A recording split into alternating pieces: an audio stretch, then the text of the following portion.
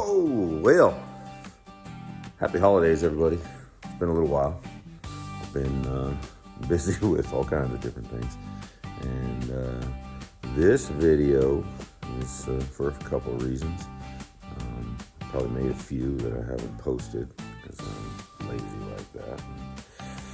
Let's see if I can see what the heck I'm doing here. Anyway, kind of lazy like that. Anyway, do you see what's new around here? Give you a little heads up on where we've been, what we've been doing, things of that nature. And been having a lot of fun this summer. We've been having a lot of fun with that car right there. And she's doing pretty well. I'll throw a couple little videos in here, and maybe I will, maybe I won't.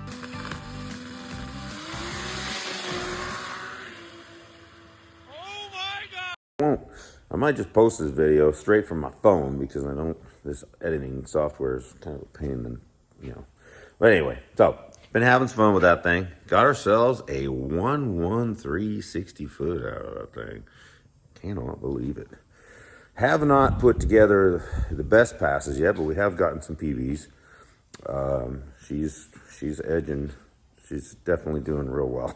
I feel like it's at a spot where now I'm gonna just I think I'm gonna try to get one more good session in with it, and then I'm just gonna turn it down to 530 and just leave it there and race it at 530 because we got something else in the works. But anyway, let me go over what we got, what I'm working on right now, and what I'm fixing to do, and then what I'm fixing to do with what I'm fixing to do next. So anyway, been working on this one. Recap 2JZ Power Glide. Put some heavier wheels on it. I don't know if that slowed it down, but it seemed like, my 60 foots hadn't been the same as what they were. You might see a precursor to what's going on right there hanging. But anyway, so I put these wheels back on, put the slicks, the radials.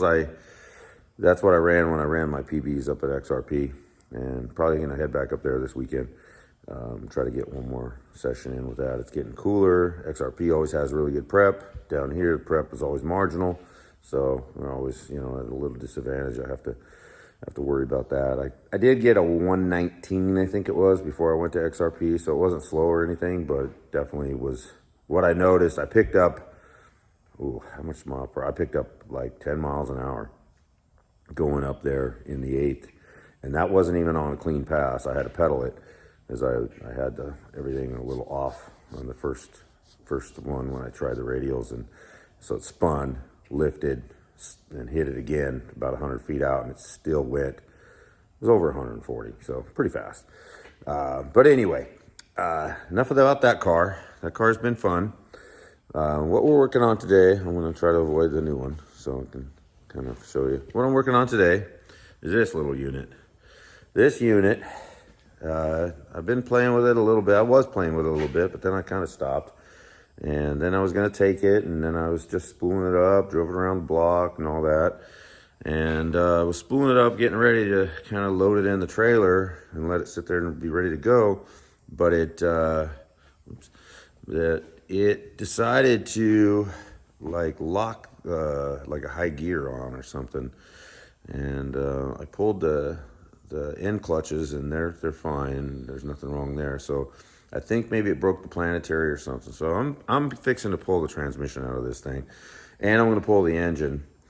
I'm going to pull the engine. I'm going to change the oil pump, because what I did accidentally was I had some stuff run through there. I ended up changing all the bearings and stuff, but I think it ended up, the oil pressure has always been a little iffy ever since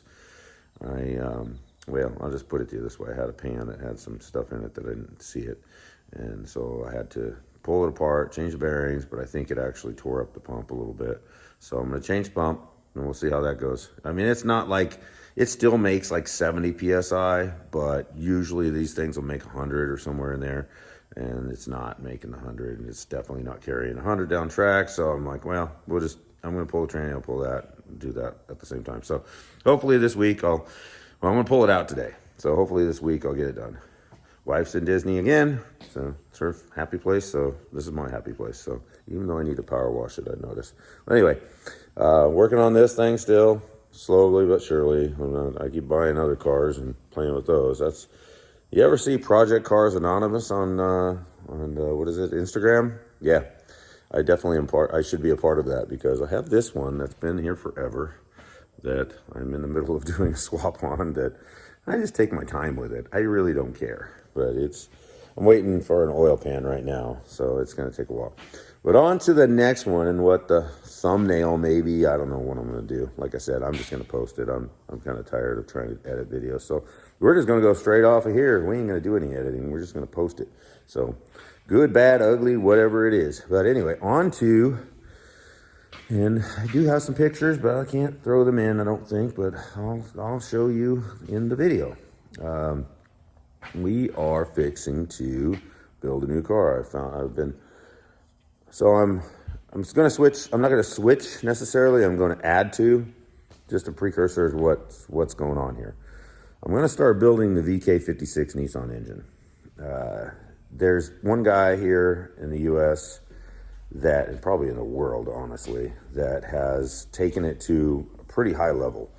He's went over 200 miles an hour in the quarter with it already. He's went 165 right off the bat. That's what got me, is his first time out, went 165 in the 8th. And it's a stick shift car, so it's going to get to mile per hour, but he's losing ET on the shifts every single time. You can watch his videos. His name's John Rogers. That Ricer John, I think, is the YouTube channel or something like that. But he goes over it pretty well in depth. Well, looking at everything, and he's torn it down after running it for a bit. He had a problem with one of the valve guides that caused a little issue, but that's something that I think is, it was some porting work that could have caused that. There could be a number of things that cause that, but you can avoid that basically. You put bronze guides in them, then you can avoid that. But anyway, looking at the engine design is fantastic. It's got some thicker sleeves in it. It's basically a big Coyote with more of a 2JZ style valve train cam over bucket instead of having a rocker arm like a Mitsubishi. So when you start spinning them up, Coyotes have problems with the rockers, and they also have to be sleeved right away. They can't take a lot of power without sleeving, whereas the VK can take what seems right now looks like 2,100 horsepower. May end up being able to be a lot more than that. Hasn't really been pushed yet. So it has 6-bolt mains, has a nice heavyweight crank, has plenty of meat around the deck surface, so it has big head studs. I think they're 12 millimeter head studs. Yeah, 12 millimeter head studs factory, and there's some stuff you can get 625 head studs. So I decided I'm gonna jump on that bandwagon because while the 2JZ is a fantastic engine, I love it. It's hard for me to go away from it because I love the sound of it. It's been fantastic as far as reliability. I've been able to push this thing now. It's making, with the mile per hour I'm at and the weight, I'm right around 2,850 to 2,900. It's right around 1,200 and some horsepower, and this is a stock main cap engine. It's not, doesn't have billet mains. It just has some cheap rods and cheap pistons, and everything's cheap in this thing. This is a cheap build. I did break the ring gear on that 113 60-foot pass, so I didn't get to finish that pass out, but it probably would have been good. And then I went pretty fast here. I changed to 456s. I forgot to mention, I did put 488s in. That's what I was running, and the car picked up a ton. But I do think it was a little bit too much gear. No, I'm jumping around here, but it's a little too much gear on that with 488s.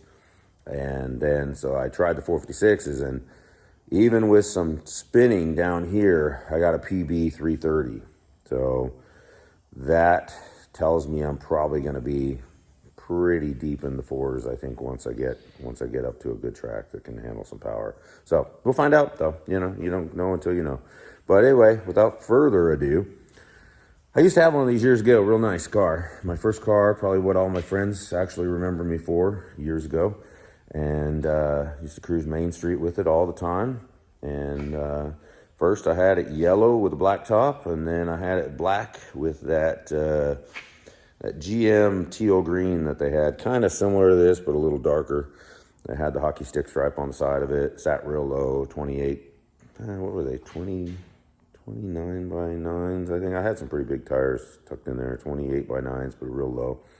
Anyway, it is, ta-da, a 69 Camaro. And this car, I'll try to get a shot over here. I don't have it in the best position to do a video, but that's all right. I'm just doing a video because it is after Thanksgiving. I'm here by myself, so I figure what the heck, I'll do it. This car is back aft. It is a ladder bar car that I'm currently switching over to 4-link. Well, they were kind of in the process of it already. And I'm making a rear tubular hoop and then triangulating that off the frame, because the ladder bar cars, they build the frame a little bit differently. It's like, if you look, a ladder bar car, the frame really angles back, but they did a pretty nice job on all the tin work on the inside. A few things I've got to do, but I really do. I like it a lot. It's a race car, so it is going to be a race car, you know, pretty much. Might be able to put it on the street, but it sits pretty low. It can fit a really large tire. That's a 29.5 10.5 right there. It'll fit a 32 14.5 or even bigger. But I'll take this hood off real quick and y'all can see what we're working with here. Like I said, what I decided, rather than take this car apart that I've been enjoying so much, I'm just going to keep racing this car, and maybe I'll race that again eventually. But I'm going to go ahead and build this car around this engine. That's my plan. I've been wanting to start messing with this engine. I know it's got a lot of potential. It's already been proven to have a lot of potential, and I think it could potentially make upwards of 3,000 horsepower at some point. You really don't know yet because it hasn't been done. So anyway, I'll take this off real quick. I don't have all the goodies on it yet because I've just been making mounts and stuff. But let me set this junk hood over here. Not really kidding. This hood is all, you had a blown big block in it or something at one point, so they had it all cut out like that. And so I gotta get a new hood for it, but and I gotta do some mounting on the front.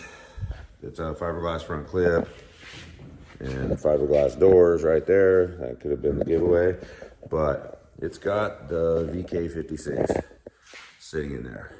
I don't know if my video is going to come out very good because I'm doing it in the reverse way. So trying to get everything in here, but let's go out here a little bit. There we go. So VK56, they cut the firewall on this thing and it sits pretty far back here. And I'm actually considering moving it back like another, let's see if I'm getting this all. But I'm considering moving it back like another 4 inches. I can do it easily with the mounts, but I think I might just leave it there because right there, I can put the turbos right here, where like the Pro Mod style, and then just down pipes, everything be simple, probably run straight in methanol, but that's what we're doing. This car is gonna be pretty light. I weighed it already. It was just under 1,100 pounds. With the doors, the hood, the front clip, no center section, no engine, but so it should weigh probably around 22, 23 with me in it, I'd say, when it's all said and done. We'll see. I don't know yet, but I'll weigh it as I go. But that's what we're going to do, and we're going to try to see if we can build something that's competitive with some of the best guys out there with, this kind of engine. Not trying to, race any Hemi, billet shit. I don't care about that. I'm just do a budget. I got this thing for a good price. It's pretty straight. The roof is straight. The quarters are straight, other than the little dings that happened on the way back because I had some stuff in the trunk I should have taken out. But anyway, this engine. It looks pretty big in there, considering. I don't know if this thing, I know it's, Calvin had put one in a Fairmont, so it will fit in the Fox body. But I'm just looking at it like, there's a lot of room. I like having a lot of room. That's the way I like working on this. This car is probably one of my favorites that I've ever built to work on. Because literally I can get to everything. I can yank the head off. I just pull the turbo, yank the head with the header and the intake, and if I gotta do something, it's very easy. I've done it already once. and super easy. So this thing is working really well. So I'm just going to leave it at that. And, but this just is a update video of what's going on, but we're going to be probably, I don't know, maybe some people will get mad. Some people probably don't care. I don't really care if they care, but you know, it's just like a lot of people are purists. They think it should have a big block Chevy or a small block Chevy or whatever the hell they think it should have. But man, you see a lot of these faster cars now, they got a freaking billet Hemi in them. So what does it matter if I put a goddamn Nissan engine in a race car that happens to be a 69 Camaro when everybody's putting a Hemi in there that isn't really anything other than it was originated, the structural design by Dodge and improved by everyone else, but it's literally not even a brand Hemi. It's an aftermarket creation. So to me, this one will be interesting because if it does have the potential that I think it has, I don't know if I'm going to be the guy to take it to that because I tend to stay with a, kind of a budget, but I'll spend the money where I need to. Like this one I put the Circle D converter, that helped out a lot. I put some good gears in it. That's now hopefully they're holding up. But the rods and pistons are cheap, and this one, they sell a decent set of rods, Crowell rods for this, and some good CP pistons. I think that's who was making them. So ultimately, it should have enough there. And like I said, he's already made on a dyno over 2,100, and he's went 208 if I'm not mistaken. And I don't know what his fastest in the 8th mile is, but like I said, the first time out it went 165, and that caught my attention right there because I thought first time out, 165 miles an hour, that's pretty darn good for a fresh build. So I don't know if he's went over that or not. I assume he's probably right around that area considering his mile per hour. He may be around 170 now, but that's still getting with it. And he's, he loses a bit and on that 1-2 and 2-3 shift if you watch the video. So I think with an automatic there's potential. You may lose some mile per hour, but I do think we could pick up some 60. We could pick up with this car. I would think this car may go like a 1.0 somewhere in there, 1.0 maybe low 1.0 60 foot, and hopefully somewhere a low 4, something like that, mid 4 or low 4. That's hope. That's the hope. I don't know. But to me, I look at it like, well, it'll be a cheap build that I can, should be able to go 450s without a problem. So to me, that's a lot because it's hard to go that fast. I'm finding that out with this car. It's, but this is just a stock suspension setup, so a lot easier. But anyway, it has forgot the good stuff on this. It does have Tin Soldiers rear end set up in it for the low prep brackets on it already. Got all the stuff. I got the rear shocks, already has Viking double adjustables on the front. They said it was a long travel, but it doesn't look to be really a long travel. They were using it for backside no prep or just straight, street no prep. I'm going to probably, I don't know what I'm going to do. I'm down here, the track is always kind of a no prep. So to me, I think, well, it'll work out all right for that. And, so my plans with this right now, I just ordered some more of the 4-link parts.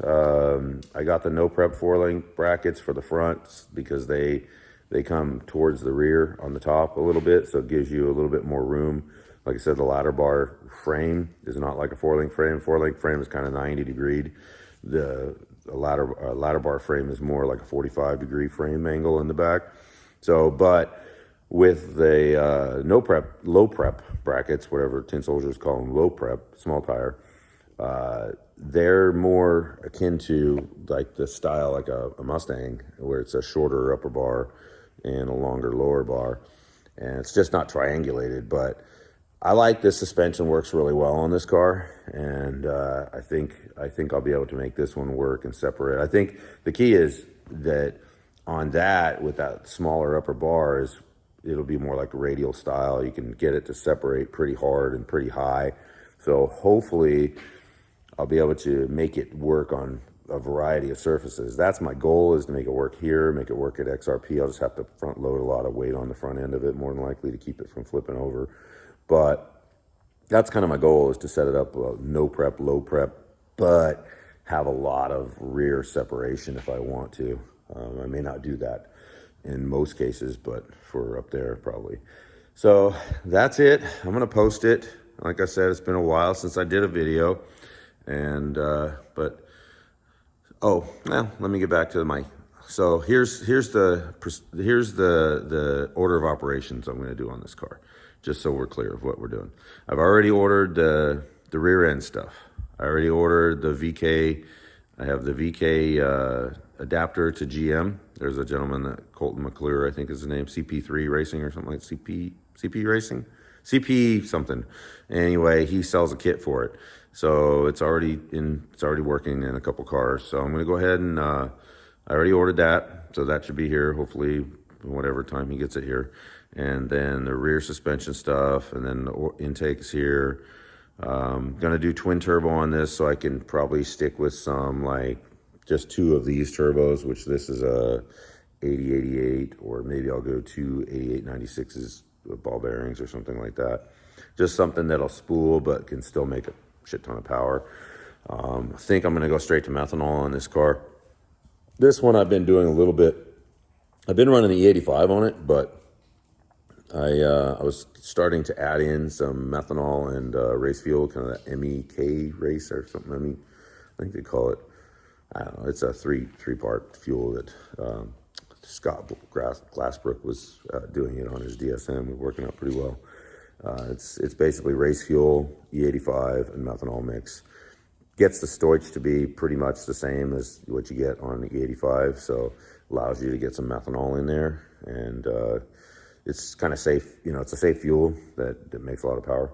So, but next thing I'm going to do after I got all this stuff, I got the mounts made, I'll get the training mount made, and once that kit comes in, I'll make the training mount. I'm going to run a 400 in this one, and then I'm going to go ahead and I'm going to work on this a little bit here and there. It's going to probably be coming out, you know, I'll probably race it next year, but I'm going to paint it first. I'm not going to do anything fancy. It's just white. It's shiny. You know, it looks pretty good. At the top looks pretty nice. The paint is pretty nice. It does have this big ass wing on the back of it that I'm not so sure I'm going to leave that, but it's a pretty good sized wing that doesn't come all the way out to the edges, which is what I don't like about it, but it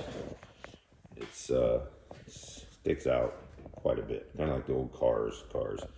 And I'll probably leave it for a little bit until I find what I want. But this, I'm just gonna basically match this paint up, do the doors, the front clip, get a new hood.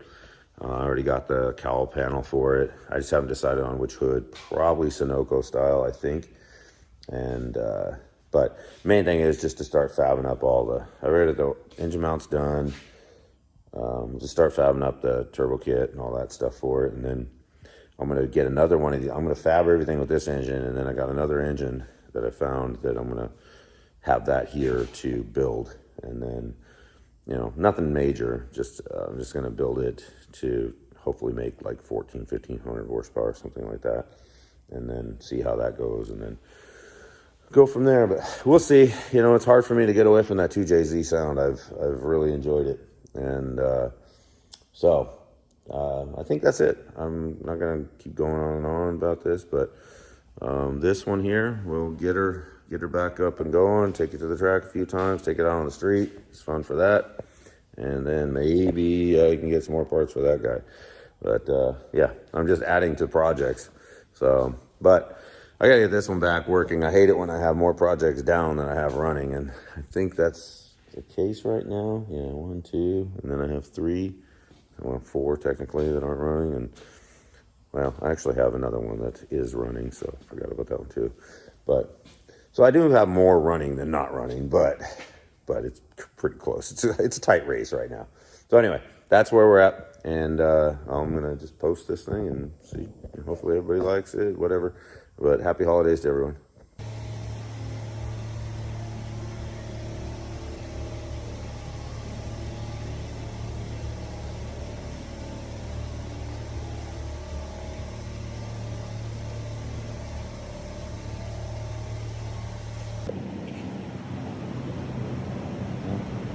Don't look at the runs on this one. It's doing all right. I'll have to sand and buff some runs out. Yeah, the curtains. This came out pretty flat. Not bad for a garage job. It's a race car, fiberglass. Nobody really cares. It'll sand and buff nice. I don't have to do too much on the hood. Just the clip, for some reason, I must have laid it on too heavy or reduced it a little too much, but that's all right. That's what sandpaper and buffing compound is for. But hood came out nice. Hopefully the color matches well. No, curtains for curtains. Almost done. A little bit more buffing. But I gotta get it on the car. Can't put any pressure on it like this. But got rid of all the real nasty ones. So get out back after it. But anybody that saw yesterday knows. White doesn't really do justice for paint, but this is also fiberglass, so you never get a good job with fiberglass. On to the next thing. Color match, it's a little bit off, but they did a spectrum reading, so it's a little bit more gray, but it's dirty, so who knows. But yeah, good enough. Good enough for a race car, and this is a temporary paint job anyway. So now on to the low prep 4-link. So that means cutting everything out of there and putting everything back in there. So good times, but that's my life. I do it all. All right, we found our home base, which is one of the hardest parts of this, to change this. So basically what we're doing is we're taking this from a ladder bar car with this bracket up here to a 4-link, a low prep 4-link. And this is all the Tin Soldier stuff. So these are the Tin Soldiers low prep brackets, and the beauty of these is, let me go back just a little bit. Beauty of these is because of the low prep nature, instead of them going straight up and having longer upper bars, they angle and have shorter upper bars. So therefore you can change a ladder bar car straight to a 4-link. So what I've done is I went through the frame, and so once I get it all sorted out, I got to put the doublers on here and all that stuff, but clean that all up, then I can basically weld this tube to the frame and then slide these into their respective places, line them up, center, at the correct angle, everything proper, and then I can weld on the inside of this one and then put the spacers and everything, and then I will weld this one, and the same down here once I get the lower cross member sorted out. And the lower cross member is going to go from these outriggers over to here, and then I'm going forward straight to that, so it'll be triangulated right there. And but that's the home base, so at least we have the difficult finding where it needs to go part done. And now it's a matter of just starting to weld stuff. And then once we do that, we can get all this shit off of there and get the bars made. I got this set this is about 5.5 inches from the ground, which they say anywhere from 4.5 to, well, it says 3 to 6 inches basically is the recommended size. So I'm about 5 inches right now from the ground, and that's with a 28, not a 29.5. And then, well, the shock mounts, we got those. The billet ones came in to get the shocks on there. That's already done. So once we get these bars all set up and these plates done, we can just get everything done, make our diagonal link, figure out what to do about this, because this hangs way down low. So I'm probably going to cut it, sleeve a bar, because it doesn't need to be that low, and then go from there. So, well, here's, I used all my gas burning in these doublers. Got them all burned in. Then I got this burned in onto the frame, but then I didn't realize that I was running out of gas. I was wondering what was going on. I was running like shit. But I got the outside plates done, and this one I'm gonna have to scrub it down and go back over it. This one was doing okay until the last second.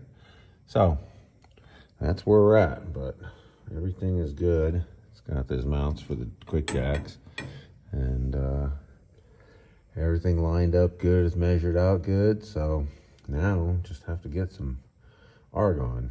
So Merry Christmas to me.